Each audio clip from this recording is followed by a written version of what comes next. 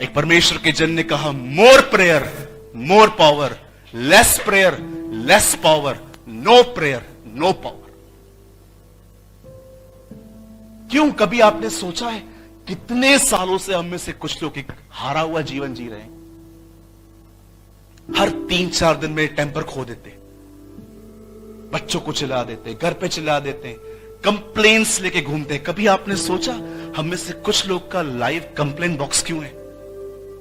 क्यों? क्योंकि हम परमेश्वर के सामने सिर्फ पाप का अंगीकार के चले आते हैं, लेकिन हम वहां बैठते नहीं हैं कि हमें भर। बाइबल नहीं कहती है जो सिर्फ बोल के चले आते हैं, वे जो इंतजार करते हैं वे नया बल प्राप्त करते हैं, वे अकाबों की तरह उड़ते हैं। पे द प्राइस। परमेश्वर को समय दीजिए और सुनिए अब जो मैं कह रहा हूं। प्रभु के साथ जब आप बैठे हो, ये बहुत इंपॉर्टेंट है। प्रभु के उठने, प्रभु के साथ बैठने के बाद जब आप उठते हो तब आप क्या करते हो, ये उससे भी ज्यादा इंपॉर्टेंट है, ये उससे भी ज्यादा महत्वपूर्ण है। आपने खुदा को थोड़ा समय दिया, बात कर ली, कभी मन हुआ कभी नहीं हुआ, ऐसा चलता ही नहीं।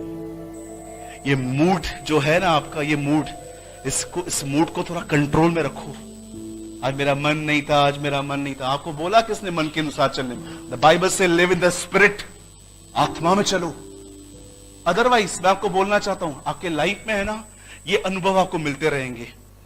कभी आप सारा को देखिए, कभी वो बीवी कहता था, कभी वो बहन कहता था, कभी शिमशोन देखो शेर फाड़ता था, कभी, सॉरी मैं ये वर्ड कह रहा हूं, गोद पे था। और दाऊद को देखो, कभी क्या करता था और कभी क्या करता था। कभी आपने देखा इतने constant up down up down up down क्यों आए इनके लाइफ में? क्यों? क्योंकि खुदा ने इन्हें पाखरू नहीं दिया था, इन्हें खुदा ने पवित्र आत्मा रीजन टू सीजन दिया था।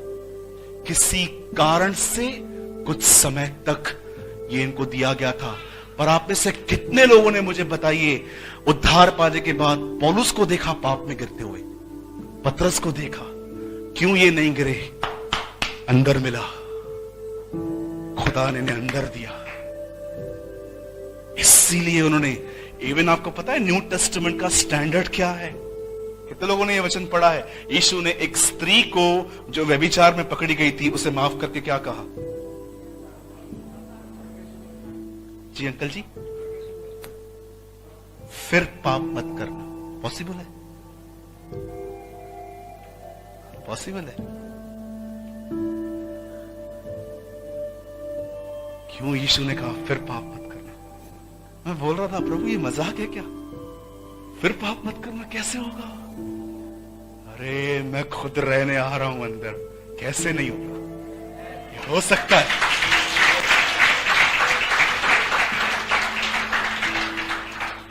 16 साल हुए, मुंह से गाली नहीं निकली आज प्रभु में आने के बाद।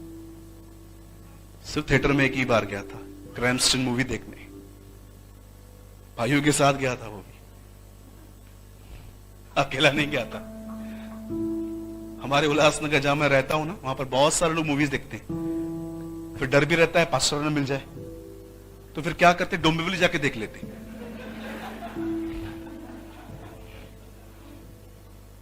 और कोई विश्वासी मिल जाता है तो उसको बोलते हैं, यार तू भी मत बोलना, मैं भी नहीं बोलूंगा। एक पाखंडी दूसरे पाखंडी को समझाता है। आपको पता है मस्सी लोग मूवीज पे जाते हैं आज भी।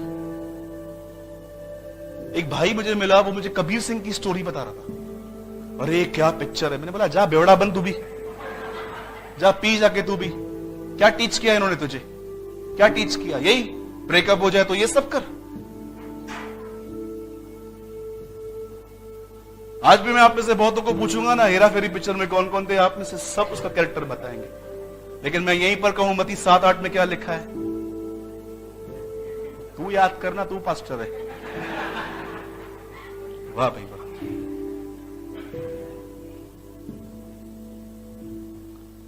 बंद करने से पहले एक आखिरी बात कहना चाहता हूं। यह व्यक्ति जिसने ये लाइन कही, ये उन प्रचारकों में नहीं था जो एक मीटिंग को ऑर्गेनाइज करता था ताकि लास्ट में कुछ पैसे बच जाए। He is a man who walk with God. एक ऐसा व्यक्ति था जो परमेश्वर के साथ चलता है। और जानते हो उस बंदे ने क्या कहा? His name is Paul washer. He said, उसने कहा, हम एक ऐसी मसीहत में जी रहे हैं जहां पर हमें यह सिखाया गया है कि प्रभु के पीछे चलने के लिए सब कुछ त्यागने की जरूरत नहीं है। जबकि यीशु ने कहा, जब तक तुम सब कुछ त्याग न लो तो मेरे चेले नहीं बन सकते। सब कुछ। ब्रदर, क्या प्रभु हमें अपने परिवार से अलग होने के लिए कह रहा है? बिजनेस बंद करने के लिए? नो। वो आपको ये कह रहा है, अगर तेरा पैसा, तेरा इनकम लेवल नीचे आएगा, तेरे को लोग धोखा देंगे, तुझे इसका कोई फर्क नहीं पड़ना चाहिए। तुझे फर्क एक ही जगह पे पड़ना चाहिए, जब तू मेरे खिलाफ कुछ करे। और आज उल्टा है। चीजें जाती हैं तो परेशान हो जाते हैं। परमेश्वर को दुखी करके रखा है, इसका कोई फर्क ही नहीं पड़ता। जो कोई अपना मां, अपना बाप, अपना भाई, अपना परिवार, यीशु ने कहा जब तक वो अपने आप को अप्रिय न जाने। चलो एक बात पूछना चाहता हूं, सब यहां देखिए, कितने लोगों ने इस व्यक्ति का नाम सुना है? लेवी। याकूब का 8वां बेटा है ये।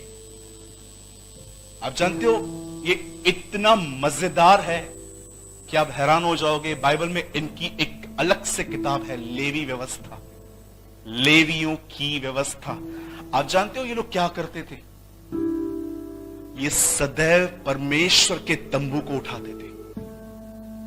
बाइबल में साफ लिखा गया है, मेरे तंबू को कोई टच ना करे। अच्छे इंटेंशंस के साथ।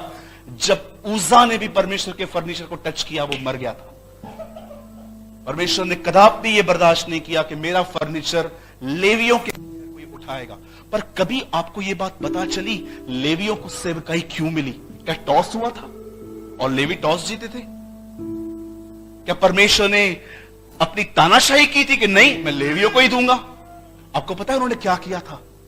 जब मूसा परमेश्वर की 10 आज्ञाओं को लेने पहाड़ पे गया, तब जब वो नीचे उतरा, तब उसने क्या देखा कि लोग मूर्ति पूजा कर रहे थे, एक बछड़े की पूजा कर रहे थे। और मूसा ने उन्हें कहा, ये तुम क्या कर रहे हो? ये तो व्यभिचार है, निकलो वहां से। आप जानते हो जो पहले लोग भागकर आए वो लेवी है। और जानते हो जो लोग यहां पर आए उनको क्या आज्ञा दी गई? उस तरफ जो खड़े उन्हें मार डालो।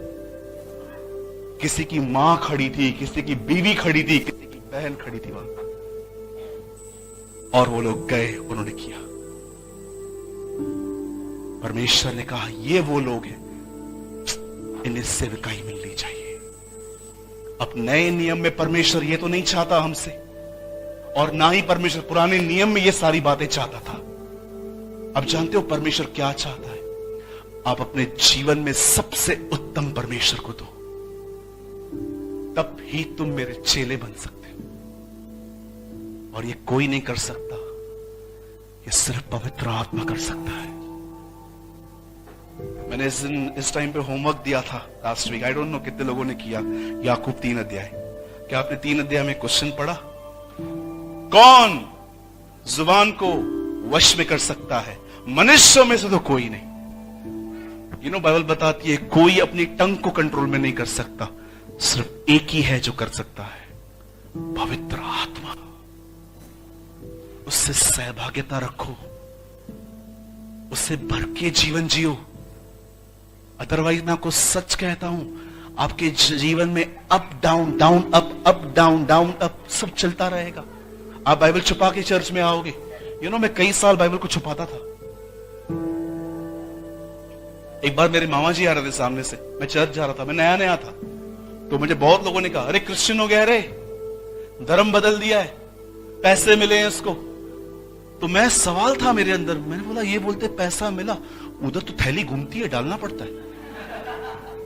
मैं सोच रहा था ये बोलते मिला, हम तो देके आते हैं उल्टा। वो पास्टर तो इतने बच्चे को बेचता है, छोटा वाला एक पास्टर बच्चे को थैली तरह, इतनी लंबी थैली, कहां पेड़ो पहुंचता रहा बच्चा। ये हमारे चर्च में एक बच्चा होता था, ऑफरिंग लेता था, इतना बड़ा डंडा होता था, थैली होती थी, सामने खड़ा होता रहा, अंकल पैसा दो। मैं उसको बोलता जाना नहीं है मेरे पास।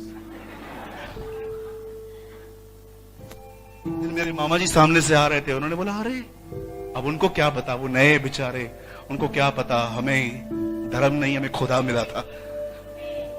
अब जानते, जब वो सामने से आ रहे थे, मैंने से छुपा दिया भाई। तो मेरे जाते जाते बोले हाँ जा जा, तू तो उनका ही हो गया, जा। लेकिन जब मैं पवित्र आत्मा से भरा, उसी सेम व्यक्ति से जानते मैंने क्या किया। एक दिन वो सामने से आ रहे थे, वो कभी कभी अच्छी ब्रेकफास्ट लेके हमारे घर पे देके जाते थे, उनको अच्छा लगता था देना। एक दिन वो सामने से आ रहे थे, मेरी बाइबल ऐसी थी तो मैंने ऐसे कर दी। उन्होंने कहा ये क्या है? मैंने कहा आज रविवार है, मैं अपने परमेश्वर को आदर देने जा रहा हूं। I am honouring my God. कभी ये चीज देखी आपने? वही 3 बार इनकार करने वाला व्यक्ति इजरायलियों के सामने खड़े होकर कहता है तुमने उसे मारा है, मैं गवाह हूं। I am a witness. Hindi में बहुत सुंदर लिखा है, तुमने जीवन के कर्ता को मारा है, मैं उसका गवाह हूं। इंग्लिश में लिखा है you kill the Prince of life, मैं उसका विटनेस हूं। डरपोक पतरस अचानक कैसे इतना मजबूत हो गया? जानते हो क्यों? पवित्र आत्मा से भर गया। पवित्र आत्मा से भरने का मतलब होता है परमेश्वर से भर जाना। God himself. जैसा परमेश्वर अंदर से है, वैसे इंसान अंदर से। जब परमेश्वर को भर देता है, इसका अर्थ क्या है? जैसा खुदा खुद अंदर से है, वैसे भाई तू अंदर से है।